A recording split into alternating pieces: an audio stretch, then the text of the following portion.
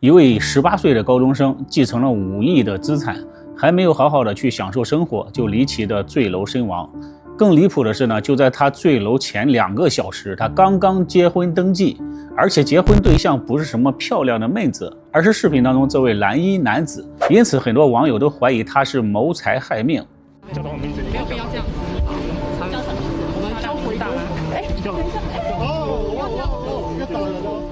随着事件的调查，让人惊掉下巴的是，这位高中生的爷爷实际上是他的生父，也就是说，他爸实际上是他的亲哥哥啊！不得不说，这个关系真的是好复杂。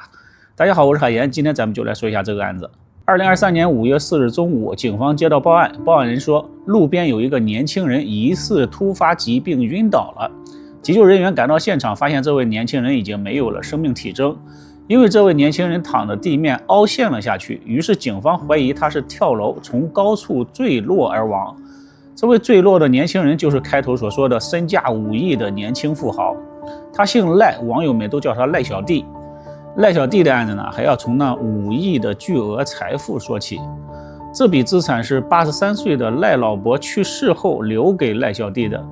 赖老伯和原配妻子赖老太总共有2个儿子和2个女儿，其中2儿子智力有问题。赖老伯呢，花钱给这个智障儿子找了一个印尼儿媳妇，这位印尼儿媳妇呢，给傻儿子生了一个女儿。但是这个赖老伯还想要个孙子，傻儿子不争气，于是赖老伯提枪上阵，想亲自出马。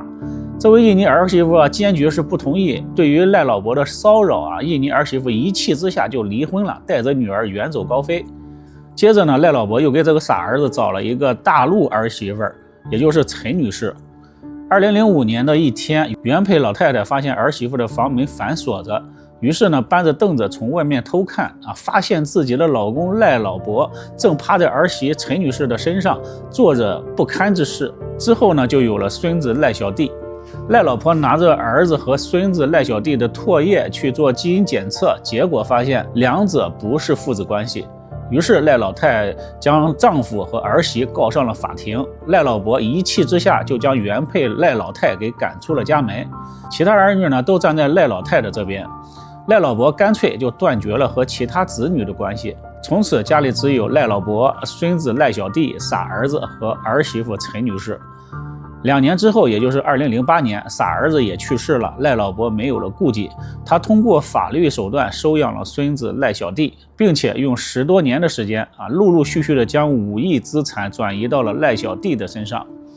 财产转移之后，2023年4月底，83岁的赖老伯也去世了。赖小弟年纪轻轻就身价5亿但是财产在他手上仅仅1周的时间，赖小弟就离奇的坠楼身亡。警察将赖小弟的遗体送到殡仪馆，并且通知了赖小弟的母亲陈女士。这个陈女士得到消息之后呢，悲痛欲绝家里刚刚办完赖老伯的丧事，儿子又接连去世了。紧接着，一位24岁的小伙子拿着结婚证找上了门，要求作为死者配偶的身份来继承那5亿财产。和赖小弟登记结婚的这位姓夏，24岁，我们叫他夏某。他和赖家呢也是有渊源的。赖老伯将他的财产分30多次转移到赖小弟身上，而帮赖老伯转移资产手续的就是夏某的爸爸老夏。赖小弟和夏某呢，也就是这样认识的，并且成为了朋友。换句话说，赖小弟这位隐形小富豪身价到底多少，夏家知道的是清清楚楚。陈女士仔细看了他们的结婚证结婚日期就是今天早上9点。也就是说，儿子和这个人领了结婚证2个小时之后就坠楼身亡了，而且还留下了5亿多的巨额财产无人继承。天下哪有这么巧合的事情呢？所以陈女士怀疑儿子很可能是被谋财害命了。陈女士说，儿子之前还跟自己说过喜欢班上的一位女同学，并且表白了，而且被拒绝了。赖小弟还向学校寻求过心理辅导。这个儿子的性取向是正常的，怎么可能找一个大男人结婚呢？而且夏某和儿子登记结婚的过程更是离谱。事发当天早上，夏某给赖小弟打电话，说要教赖小弟一些房地产的一些知识，让他带齐证件一起出门。本来说好的房地产知识课，怎么就变成了男登记结婚了呢？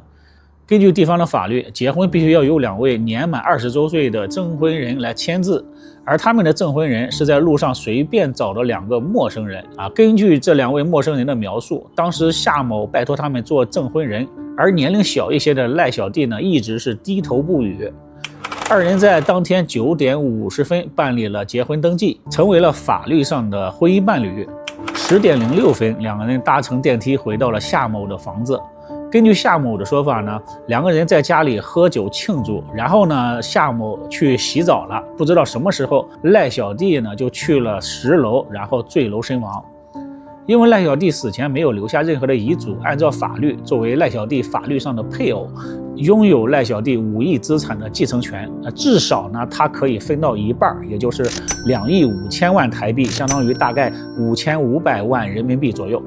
警方也将夏某作为重大嫌疑人。监控显示，赖小弟坠楼之后，夏某下楼时呢，并没有搭乘电梯，而是走的楼梯下楼，而且还换上了一身新的衣服，将原先的蓝色上衣换成了红白相间的上衣，手里还拿着白色塑料袋，里面是运动鞋。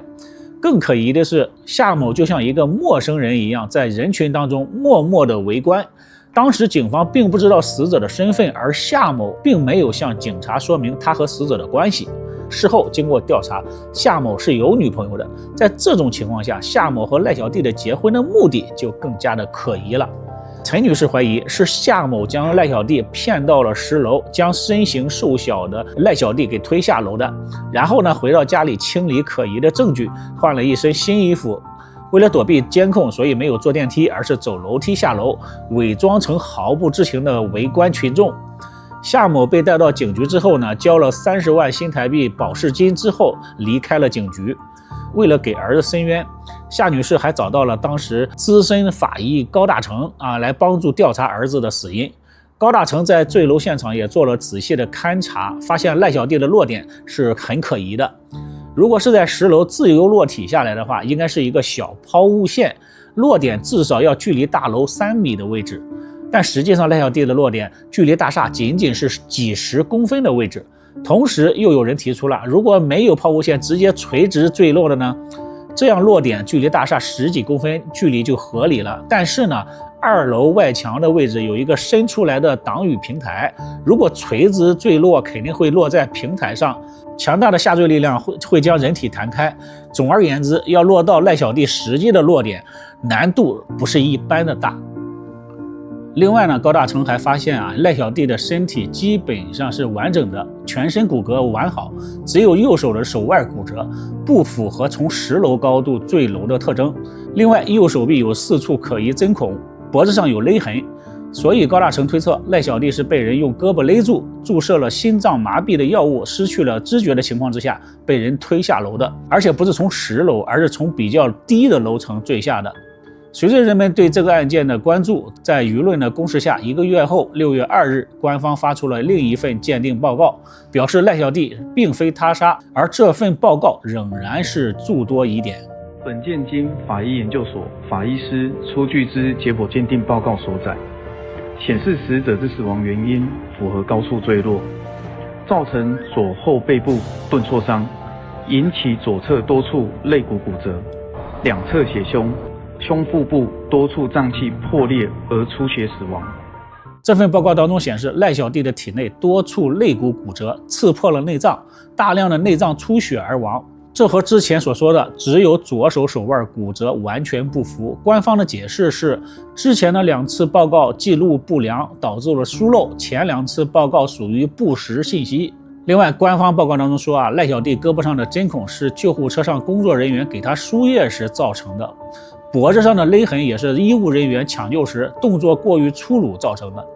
但是救护车上的录像显示，并没有在车上给赖小弟输液，到了医院急救室之后，护士也只是给他的左手手背输液，这和右臂上的4个针孔位置是不符的。检方还对赖小弟进行了数千种毒性的测试，都没有检测出毒性，甚至连酒精都没有检测出来。最后呢，警方在10楼的栏杆的外侧提取到了赖小弟的指纹和 DNA， 还有指甲的划痕，并没有检测到其他人的，所以推测赖小弟自己翻越了栏杆，不小心失足坠楼，并没有外力的加入。赖小弟后背的2道划痕和2楼突出的屋檐形状吻合，而且旁边的树枝也有折断掉落的痕迹，推测赖小弟是先坠落到2楼的屋檐，反弹到旁边的大树，被大树再反弹到大楼附近的落点。根据这份报告呢，官方在6月21日宣布结案，夏姓父子没有直接的杀人证据，检方不予起诉。案子是结案了，但是呢，并没有平息人们对此案的争议。陈女士的辩护律师徐泽维在这个不起诉书当中发现了几个疑点。首先呢，赖小弟没有自我离世的动机。赖小弟学习优异，刚刚考上东海大学，而且呢还刚刚继承了5亿的资产，根本就没有自我离世的理由。赖小弟的手臂上的4个可疑针孔与急救时医务人员输液时打的这个针孔的位置不符，有没有可能其中一个针孔就是谋害赖小弟的呢？赖小弟的脖子上的勒痕，官方的解释是护颈造成的，但是既然是护颈，怎么可能会有勒痕呢？而且赖小弟5月4日大概11点左右的时间坠楼的，而拍摄护颈的照片是5月5日上午10点10分拍摄的。辩护律师质疑死后1天还戴护颈吗？另外还有一个疑点，当时在现场找到了一罐啤酒，上面提取到了赖小弟的 DNA 和一种麻醉药物利多卡因，而官方的检测报告当中说赖小弟体内没有检测到酒精成分，这些疑点都没有解释清楚，也让人们对此事的争议更大。还有一些热心的群众举牌要求公布监控录像，换个法医来重新进行检测遗体。2024年6月，夏某因为伪造文书假结婚，一审被判伪造文书罪，被判了1年6个月。这下好了，夏某不只是得不到遗产，而且还要坐牢。随着调查的深入，这个赖小弟名下30套房产只是固定资产，此外呢还有很多没有开发的地皮等等，这些加起来远远超过了5亿的价值，总共大概有12亿新台币，约合2.7亿人民币。俗话说财富动人心，一个18岁的高中生拥有这样的财富，很难不被人惦记。我们也希望此案有真相大白的一天。好了，今天就到这里，感谢收看，我们下期再见，拜拜。